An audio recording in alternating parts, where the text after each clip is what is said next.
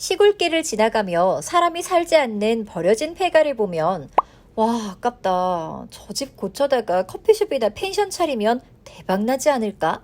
이렇게 생각한 적 꽤 있으시죠?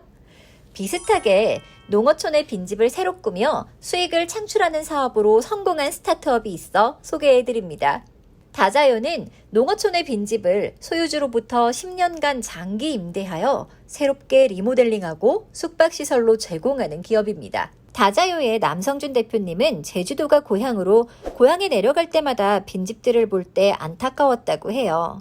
그래서 철거되기에는 아까운 빈집들을 호텔처럼 깔끔하고 감성적인 공간으로 개조하기 시작했죠. 철거돼야 하는 폐가를 사업의 자원으로 본 거죠. 그래서 크라우드 펀딩으로 공사 자금을 마련해 후배 부모님의 100년 된 빈집 2채를 개조하기 시작했습니다. 2017년에 이렇게 펀딩으로 투자자 350명에게 총 8억여 원을 투자받았고 빈집 4채를 고쳤죠. 그러자 다자요를 직접 찾아오는 빈집 주인들도 생기고 한국관광공사의 관광벤처 사업 공모전에서 상도 받고 민간 스타트업 지원 프로그램에 선정되기도 하며 창의적인 아이디어를 갖고 주목받는 스타트업으로 떠올랐습니다. 하지만 기존에 사업을 하던 숙박업자들의 반발도 있었고 실거주자만 농어촌 민박업을 할 수 있다는 규제에 따라 불법 숙박업이 돼 한동안 영업을 못하게 됐습니다. 스타트업의 경우 이러한 규제나 기존 사업권과의 충돌로 사업이 위태로워지기도 하죠. 꼭 자금 자체의 조달이 어려워서 죽음의 계곡에 진입하는 건 아닌 겁니다. 하지만 다자요는 캐즘을 잘 해결하고 성공적으로 다시 사업을 재개했습니다.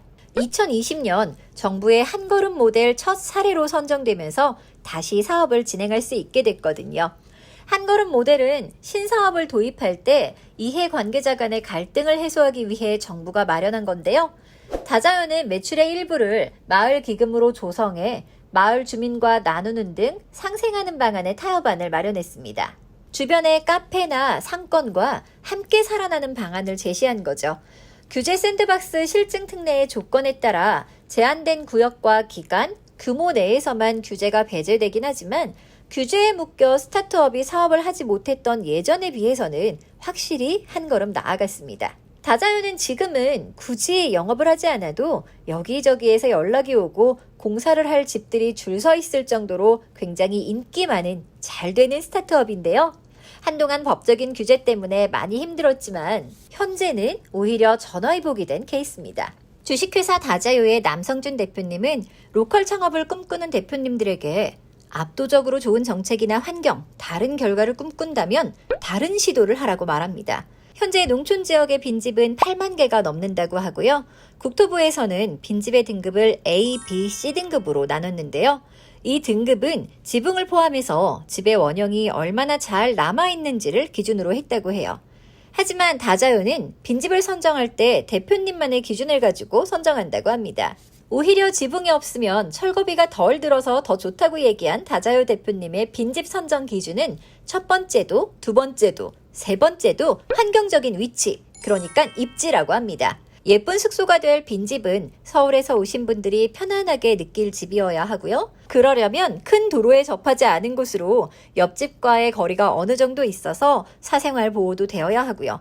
그러면서 무서워하지 않을 정도로 너무 동떨어 있지는 않아야 합니다.